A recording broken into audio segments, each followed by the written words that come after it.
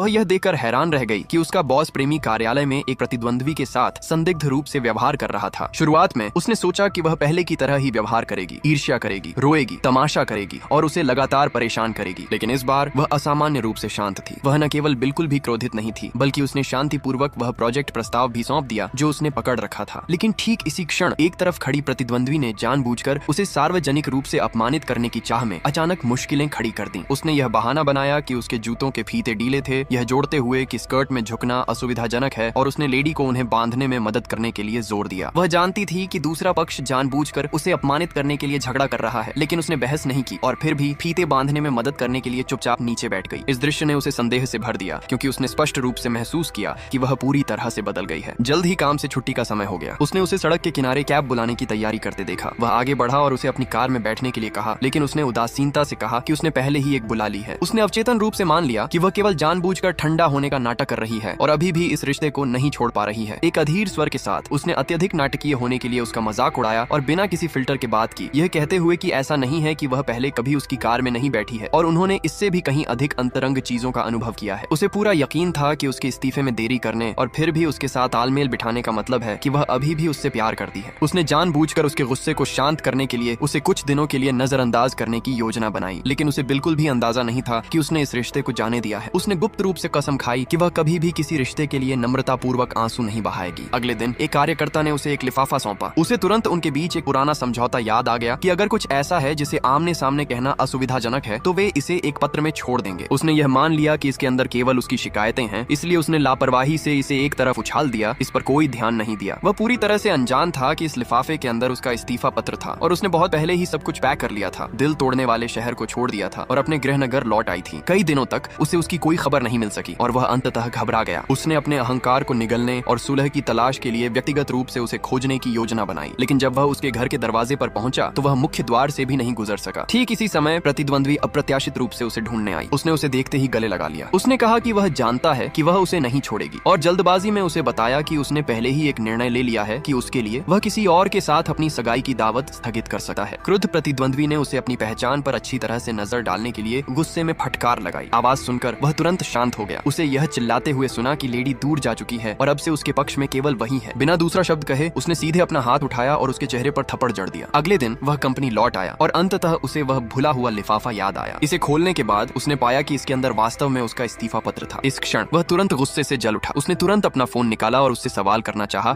कि उसका वास्तव में क्या मतलब है, लेकिन जैसे ही उसने चैट इंटरफेस खोला वह उसकी सोशल मीडिया फीड पर स्क्रॉल कर गया। तस्वीर में उसके गृहनगर में एक अजनबी के साथ एक ही फ्रेम साझा करते हुए उसकी ब्लाइंड डेट का दृश्य था।